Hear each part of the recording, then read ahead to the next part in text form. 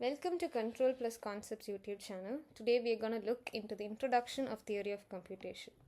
Before we look into that, let's have an overview on what exactly this topic is. Usually when we talk about a machine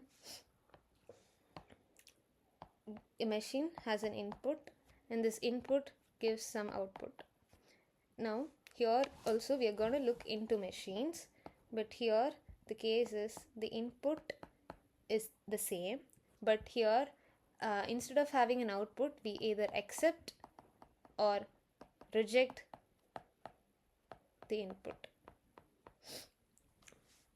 We will be looking at three major concepts in this. One is language, grammar, and automata. In this video, we'll be looking into what language is. Language is a set of strings and symbols. There are two major points about which you need to concentrate about language. It needs to be unambiguous and it needs to be precise. This is important because the first step to communicate to the machine is the language. So we need to design a proper language for computation. So let's look into the symbols that are used for language first. First symbol is sigma.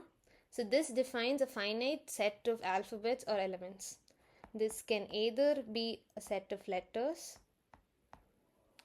it can be numbers,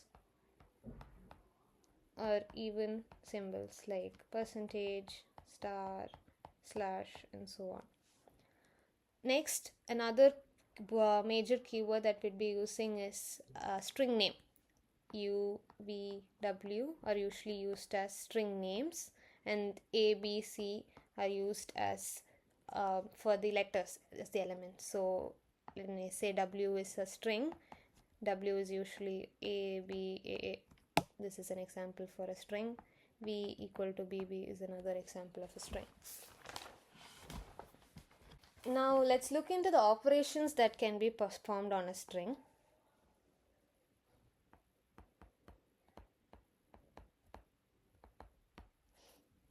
First operation that we'll be looking into is concatenation. Now if you want to concatenate these two strings WV, you just represent it as WV, which would correspond to this. Another operation that can be performed is reverse. So W raised to R represents reverse of the string. So if a string would be an minus 1, an minus 2, a0. Here the string would be AA, BA. Another operation is length of the string. How we represent that using two lines on both sides. So this would be 4 in this case. And to represent empty strings, we use lambda. So lambda is used to represent empty string.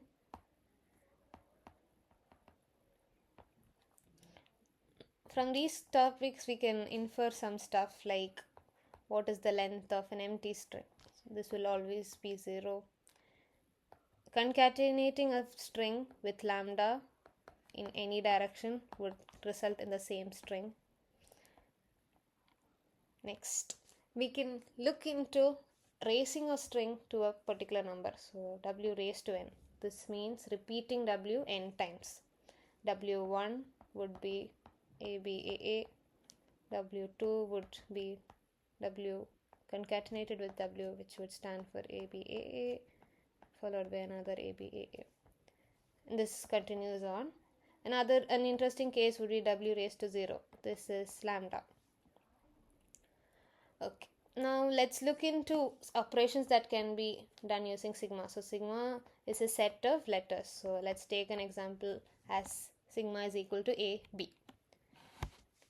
Now sigma star represents the entire set of words that can be formed with these two letters. So that is lambda, and lambda would be a part of this set, followed by the letters themselves, and then it would be AB, AA, VB, and so on.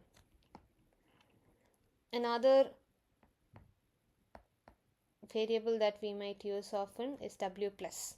W plus is the same as W star but excluding the alpha. So we represent it as W star minus the empty string. So this is just A, B, AB, AA and so on. Okay, so this is the letters. Now let's look into an example for a language. Language we usually represent using the letter L. Any combination from this can be written. So L is always a subset of sigma star. AB, AA, BB. This is a language. This is an example of a language. Now let's look into another form of representation. We needn't always write all these elements of the set like this. We can denote using symbols as well, as if there is some pattern. So a raised to n, b raised to n, such that n is greater than or equal to 0. So this is another way to represent a language. So here any combination of a, b, where the count of a and b will be the same, forms a set. So this would look like this: lambda, where if n is 0, it's lambda, followed by ab, aa, bb, and so on. One thing to notice, this is not the same as a, b, the whole raised to n. Now this would correspond to AB, of course lambda is also there, AB, AB, AB, and so on. Another operation that can be performed on a language is reverse. The entire language itself can be reversed. So L reverse would be all elements of the language being reversed. So this represents any word that belongs to the language L, that is an element of L, needs to be reversed, and that is part of L of R. Another variable that we might be using is L complement. So that's represent using a bar on top of L. This represents L bar. This is all the elements in the superset minus whatever is there in the current language, that is L complement. Thank you. We'll look into problems in the next video.